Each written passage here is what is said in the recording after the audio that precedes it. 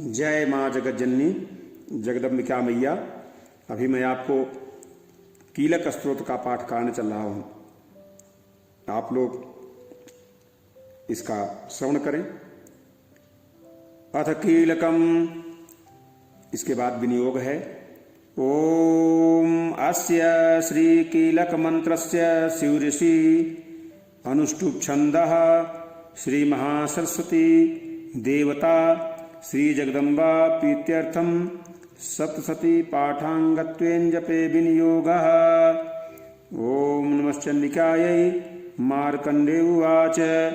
ओम विशुद्ध ज्ञान देहाय त्रिवेदी दिव्य चक्षुषे श्रेयः प्राप्ति निमित्ताय नमः सोमार्ध धारिणे सर्वमेतद्वि जानीयान् मंत्राणाम् अभिकीलकम् सोऽपि क्षेमं वाप्नोति संस्तं जाप्य सत्तत्परः सिद्ध्य उच्चाटनादीनि वस्तूनि सकलान्यपि एतेन स्तुता देवी अस्त्रोतमात्रेण सिद्ध्यति।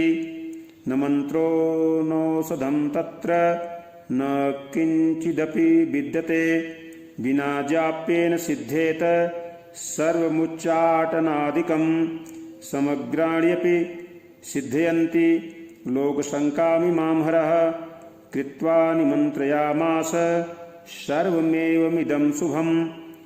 स्तोत्रं वै चण्डिकायास्तु तच्च गुप्तं चकारशः समाप्तिर्न च पुण्यस्य तां यथावन्यन्त्राणां सोपक्षेमं वाप्नोति सर्वमेवं न संशयः। कृष्णायां वा चतुर्दश्याम् अष्टम्यां वा समाहितः ददाति प्रतिगृह्णाति नान्यथैषा प्रसीदति। इत्थं रूपेण कीलेन महादेवेन कीलितम्। यो निष्कीलां विधय्यानां नित्यं जपत संस्फुटं स सिद्धः स गणः सोऽपि गन्धर्वो जायते नरः न चैवाप्य ततस्तस्य भयं क्वापि जायते नापमृत्युवशं याति मृतो मोक्षं वाप्नुयात्। ज्ञात्वा प्रारब्ध कुर्वीत न कुर्वाणो विनश्यति ततो ज्ञात्वैव सम्पन्नमिदं प्रारभ्यते बुधैः। सौभाग्यादि च यत्किञ्चित् दृश्यते ललनाजने तत्सर्वं तत्प्रसादेन तेन जाप्यमिदं शुभम्। शनैस्तु जप्यमानेऽस्मिन् स्तोत्रे सम्पत्तिरुच्चकैः भवत्येव समग्रापि ततः प्रारभ्यमेव तत्। ऐश्वर्यं यत्प्रसादेन सौभाग्य आरोग्य संपदः शत्रुहानिः परो मोक्षः स्तूयते सन किं जनैः। ओम देव्याः कीलक स्तोत्रम्। ओम चंडिका देवी को नमस्कार है।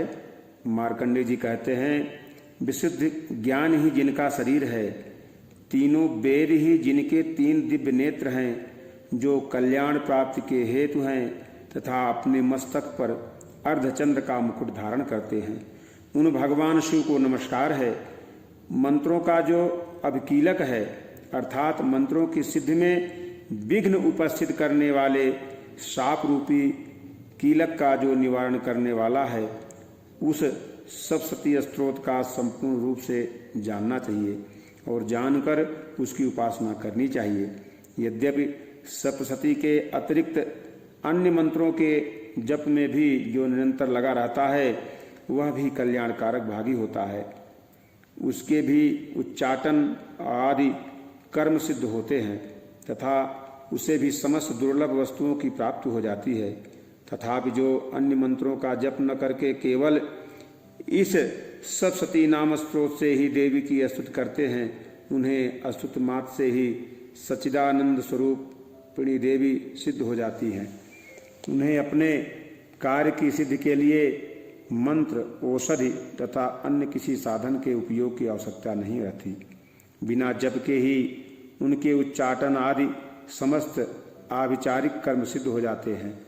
इतना ही नहीं, उनकी संपूर्ण अभीष्ट वस्तुएं भी सिद्ध होती हैं। लोगों के मन में यह शंका थी कि जब केवल सप्तशती की उपासना से अथवा सप्तशती को छोड़कर अन्य मंत्रों की उपासना से भी समान रूप से सब कार्य सिद्ध होते हैं, तब उनमें श्रेष्ठ कौन सा साधन है। लोगों की इस शंका को सामने रखकर भगवान शंकर ने अपने पास आए हुए जिज्ञासुओं को समझाया कि यह सप्तशती नामक संपूर्ण स्रोत ही सर्वश्रेष्ठ एवं कल्याणमय है। तदनंतर भगवती चंडिका के सप्तशती नामक स्रोत को महादेव जी ने गुप्त कर दिया। सप्तशती के पाठ से जो पुण्य प्राप्त होता है उसकी कभी समाप्ति नहीं होती, किंतु अन्य मंत्रों के जप जन्य पुण्य की समाप्ति हो जाती है। अतः भगवान शिव ने अन्य मंत्रों की अपेक्षा जो सप्तशती की ही श्रेष्ठता का निर्णय किया उसे यथार्थ ही जानना चाहिए।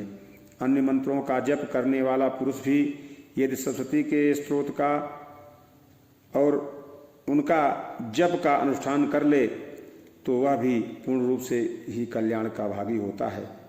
इनमें तनिक भी संदेह नहीं है।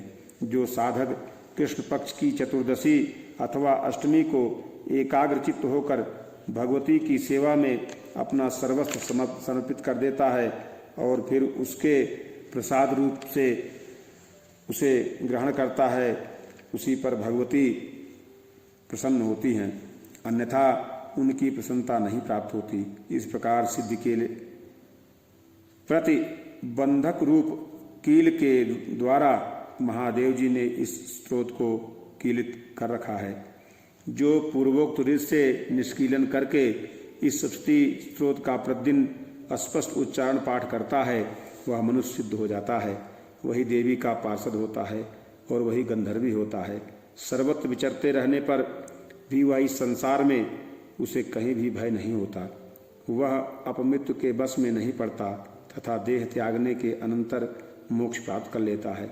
अतः कीलन को जानकर उसका परिहार करके ही सप्तशती का पाठ आरंभ करके जो ऐसा नहीं करता उसका नाश हो जाता है। इसलिए कीलक और निष्कीलन का ज्ञान प्राप्त करने पर ही यह स्तोत्र निर्दोष होता है और विद्वान पुरुष इस निर्दोष स्तोत्र का ही पाठ आरंभ करते हैं। स्त्रियों में जो कुछ भी सौभाग्य आदिष्ट गोचर होता है वह सब देवी के प्रसाद का ही फल है।